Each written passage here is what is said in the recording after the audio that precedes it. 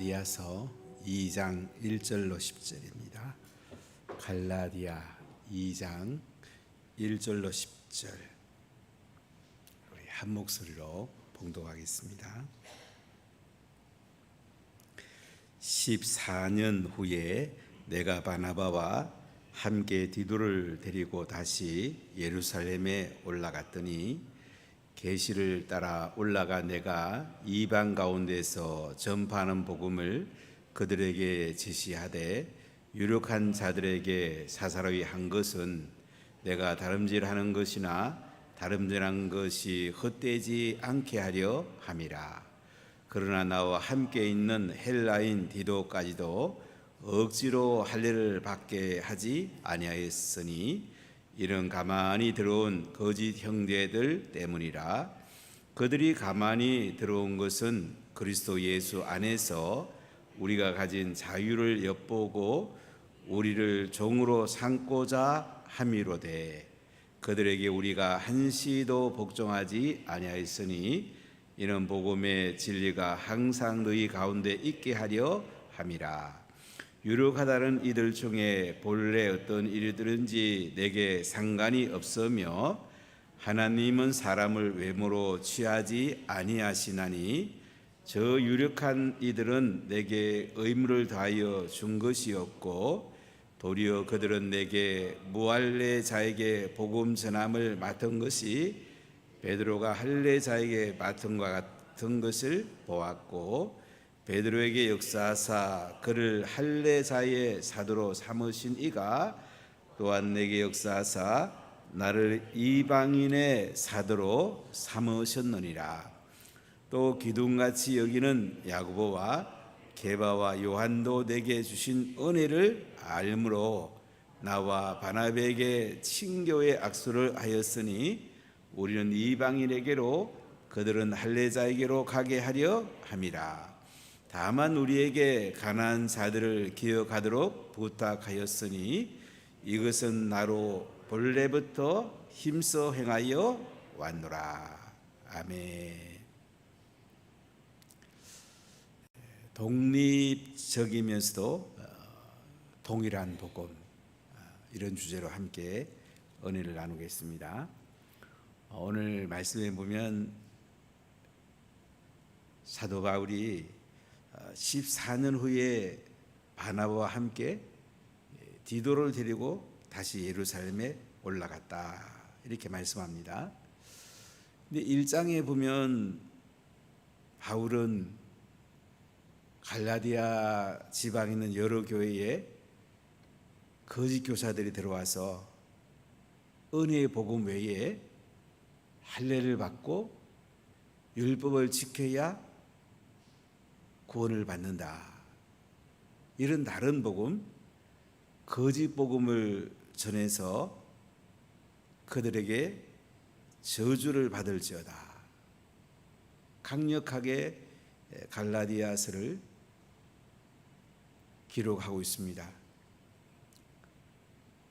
바울이 이렇게 말한 것은 거짓 교사들이 바울은 예루살렘에 있는 사도들에게 배워가지고 반쪽짜리 진리만 가르친다, 이렇게 거짓 교사들이 갈라디아 지역에 있는 여러 교회에서 가르치고 있었습니다. 참 가슴 아픈 일이죠. 1차 선교 여행에서 사도 바울과 바나바가 세운 교회들인데 비시디아 안디옥과 이고니온과 루스드라와 더베 지역에 바울이 복음을 전한 곳인데 거짓 교사들이 다른 복음을 전하고 있는 것입니다. 얼마나 가슴이 아프겠습니까?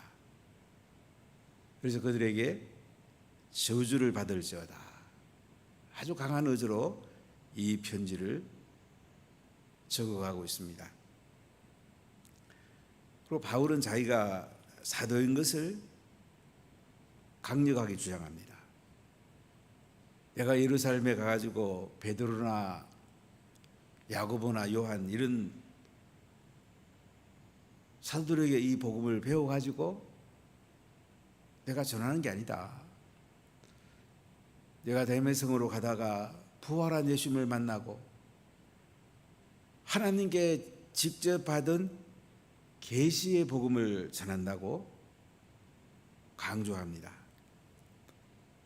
그래서 바울은 다메섹에서 부활한 예수를 만나고 나서 바로 나가서 예수가 하나님의 아들입니다. 복음을 전합니다. 복음을 전하는 것은 오랫동안 교회에서 양육받고 훈련받은 뒤에 전하는 게 아니에요. 예수 믿으면 바로 나가서 내가 예수 믿었는데 이런 은혜가 있었다고, 내가 예수 믿었는데 이런 하나님의 복이 있었다고, 난 정말로 행복하다고, 예수 믿기 전에 나하고 예수 믿은 이후에 나하고 너무너무나 변화됐다고, 내 삶을 성령께서 인도해 가고 있다고, 이렇게 바로 복음을 전하는 것이 성경적입니다. 그러니까 바로 가서 예수님 전하면 돼요. 교회 복음 전도지 있으니까 이거 나가서 그대로 읽어주면 됩니다. 그럼 신비한 게 내가 경험된 예수님이 그 사람에게 전해집니다. 참 신비해요. 어떤 사람은 울기도 하고, 어떤 사람은 복음 듣고 삶에 큰 변화가 옵니다. 바울은 복음 듣고요, 다메섹에서 바로 나가서 복음 전합니다. 예수님 하나님 아들입니다. 복음을 전하고 그는 아라비아로 갑니다. 아라비가 어디인가에 대해서는 성경학자들 간에 논란이 있는데, 저는 그 나바티아 왕국에 있는 페트라 안쪽에 있는 그 교회들이 많이 있죠. 한번 저랑 성지순례한 분들 가운데는 아마 그 가보신 분이 계실 거예요. 그 안쪽에 보면 기도원도 있고 교회들 터가 많이 남아 있습니다. 나바티안 왕국, 아라비아에서 온 향료를 유럽으로 이렇게 팔고 유럽에 있는 또 물건을 아라비아로 파는, 로마 시대의 나바티안 왕국이 상당히 강성했습니다. 바울이 이곳에 가지 않았나 생각이 들어요. 가서 하나님께 기도하고 또 사람들에게 복음도 전하고,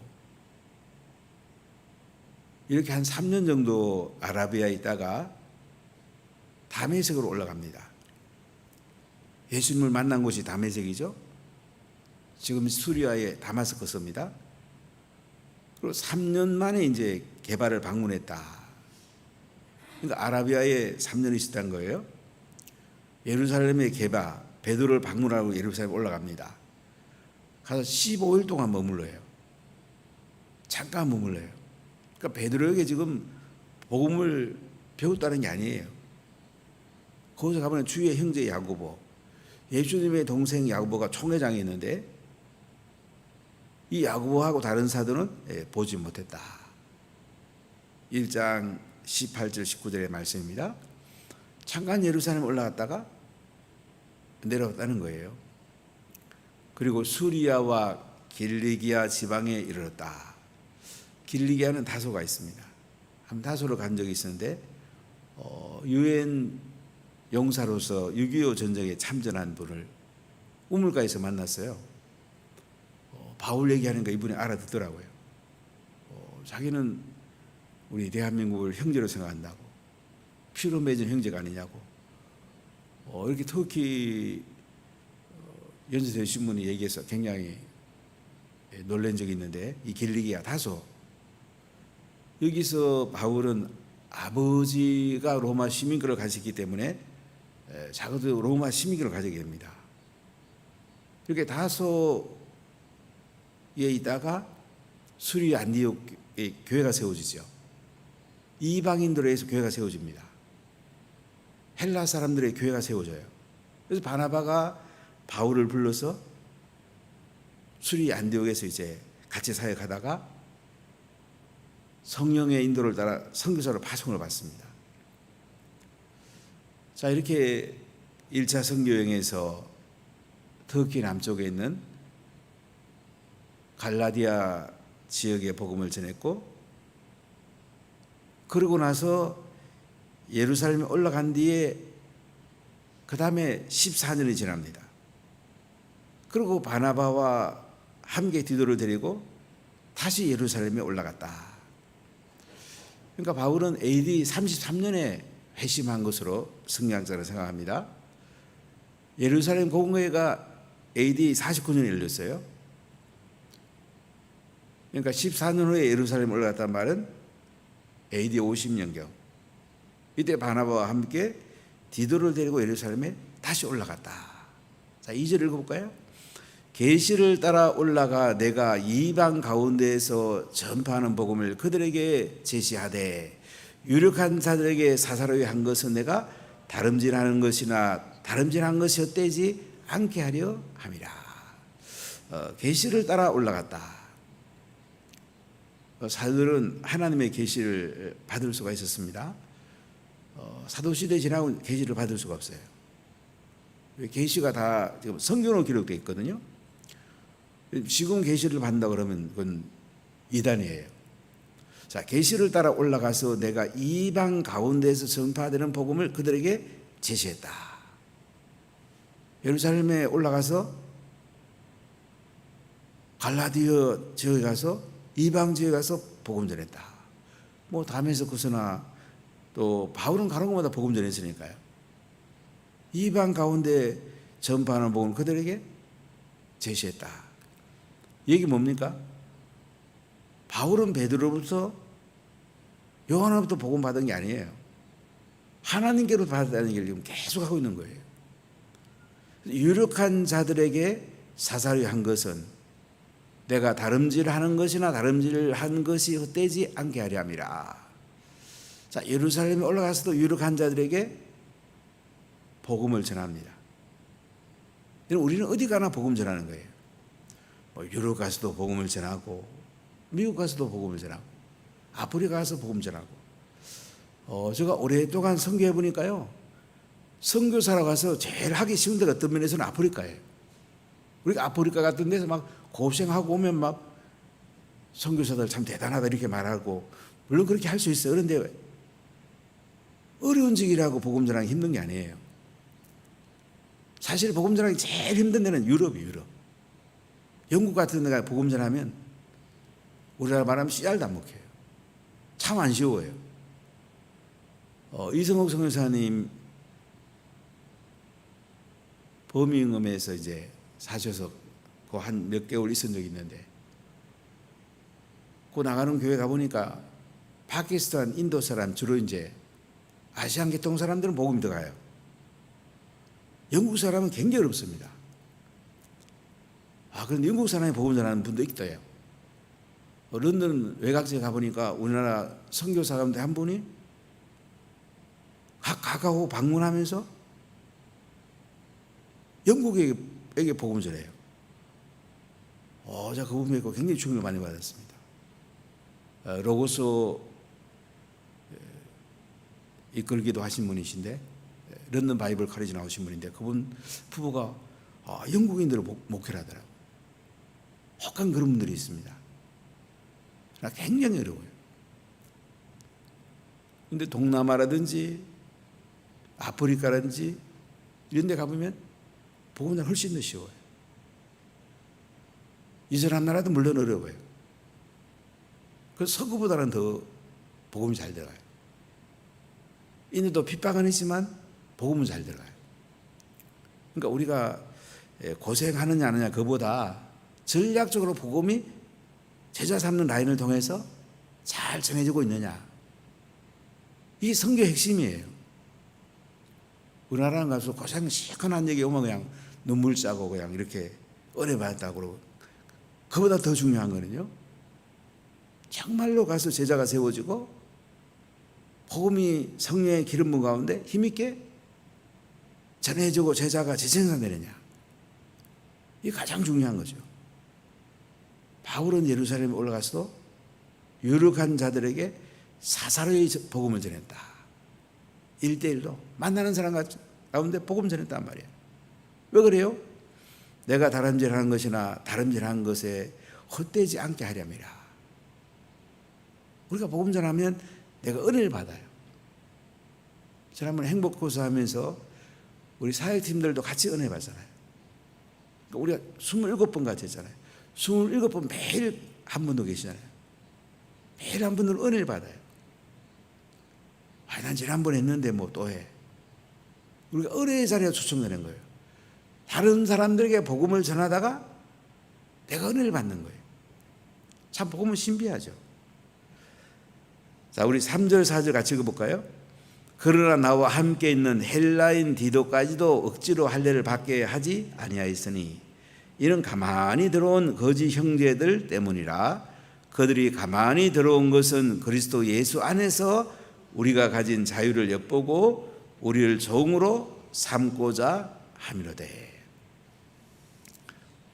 바울은 바나바와 함께 AD 50년경에 예루살렘에 올라갔는데 이때 헬라인 디도까지도 데리고 왔는데 디도까지도 억지로 할례를 받게 하지 아니했다.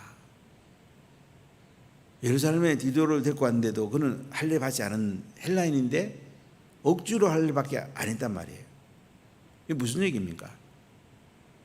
우리가 구원받고 의롭게 되는 데는 하나님의 은혜로 십자가에 죽으시고 부활하신 예수를 믿으면 구원을 받는단 말이에요. 의롭게 된단 말이에요. 그렇기 때문에 할례 받을 필요가 없단 말이죠. 할례를 억지로 받게 하면 안 된단 말이죠. 우린 예수님의 은혜로 십자가에 죽으시고 부활한 예수를 믿음으로 우리가 의롭게 되는 거예요. 필요 충분 조건이 다 되는 거예요. 그런데 여기 보니까 가만히 들어온 거짓 형제들 때문이라. 그들이 가만히 들어온 것은 그리스도 예수 안에서 우리가 가진 자유를 엿보고 우리를 종으로 삼고자 함이로다. 자, 디도 헬라인 억지로 할례를 왜 안 받게 했냐면 가만히 들어온 거짓 형들 때문에. 그들은 또 할례를 받아야 된다고 주장을 하잖아요. 그들은 우리를 종으로 삼고자 합니다. 우리 예수 믿고 나면 자유를 얻잖아요. 예수님을 믿음으로 은혜를 받고 세상에 종살의 자유를 얻고 하나님 나라 속에 들어가게 되잖아요. 근데 이 거짓 형제들은 또 할례를 받아야지 구원받는다.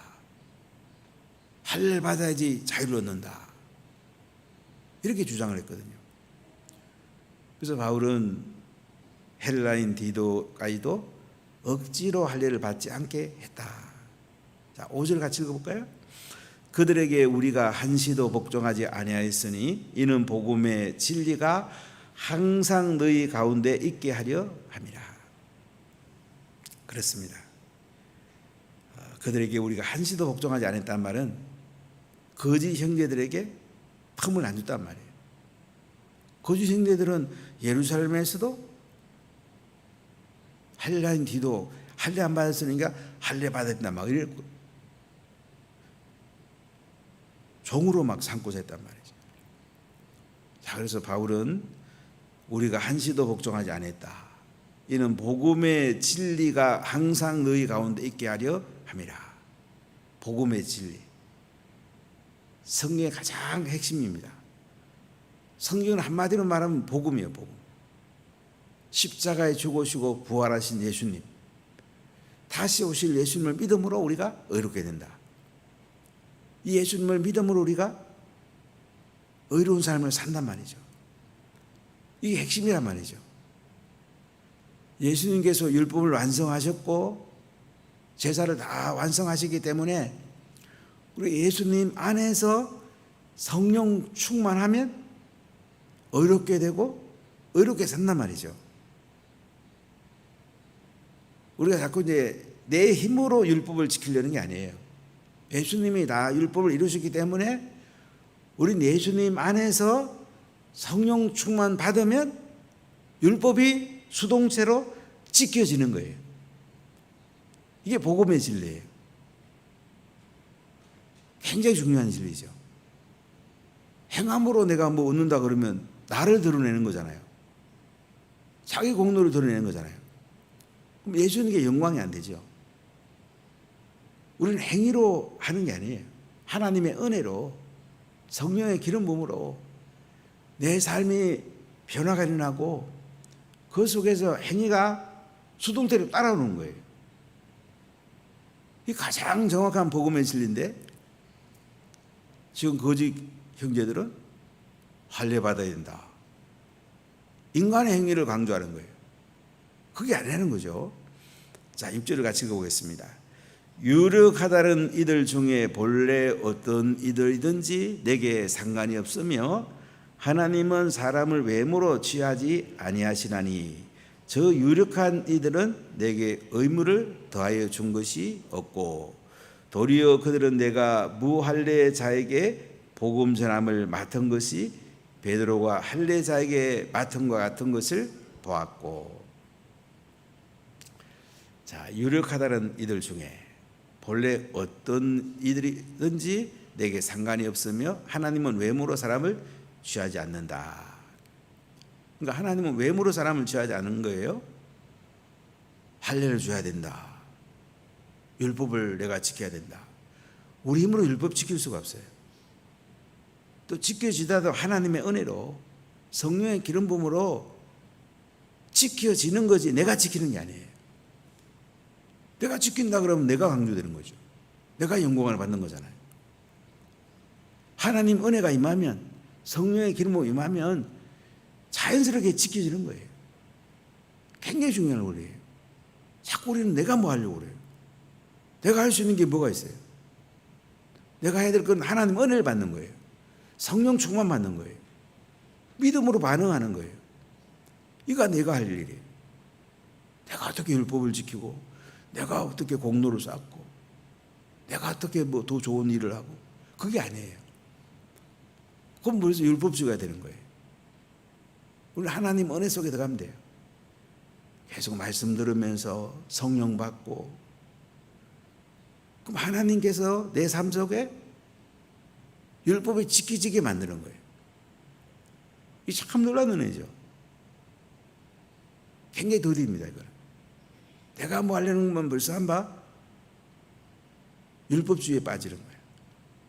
그래서 바울은 유력하다는 이들 중에 본래 어떤 이들인지 내게 상관이 없으며 하나님은 외모로 사람을 취하지 아니하시나니 저 유력한 이들은 내게 의무를 더하여 준 것이 없고 도리어 그들은 내게 무할례자에게 복음 전하를 맡은 것이 베드로에게 할례자에게 맡은 것과 같은 것을 봤다.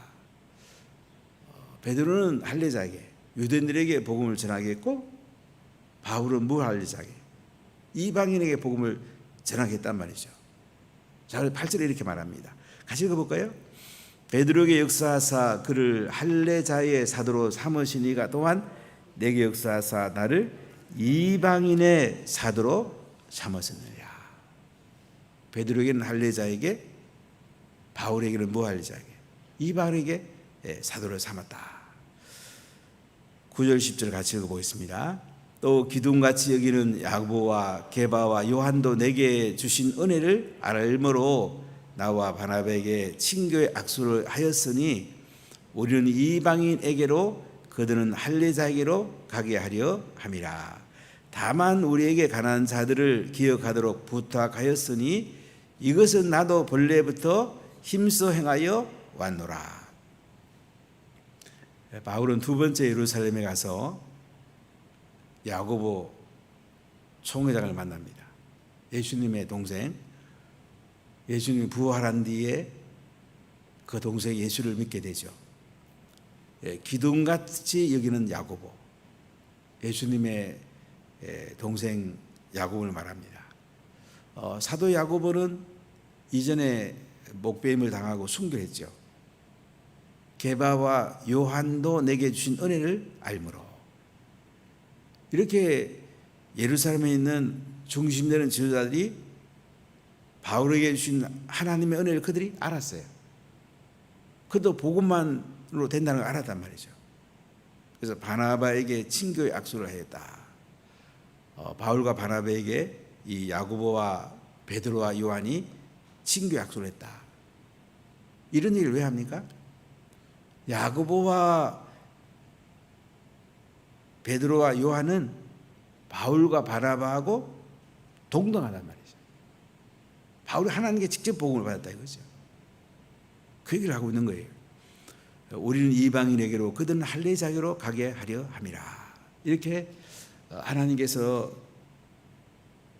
복음 전하는 대상을 바울에게는 이방인에게로, 베드로라든지 사도들에게는 할례 자기로 가게 했다. 다만 우리에게 가난한 자들을 기억하도록 부탁했다. 가난한 자들, 이것은 나도 본래부터 힘써 행하여 왔노라. 초대교회는 가난한 사람들이 많았습니다. 밥 먹기 힘든 사람들이 참 많았어요. 그래서 구제를 많이 했죠. 가난한 자들에게를 기억하도록 부탁했다. 예루살렘에 있는 지도자들이 바울이 이방인들 이제 목회하니까, 선교하니까 나중에 그 예루살렘에 흉년 들었을 때 바울이 구제금을 가지고 예루살렘에 올라가게 되죠. 우리의 가난한 자들을 기억하도록 부탁했다. 근데 바울은 나도 본래부터 힘써 행하여 왔다.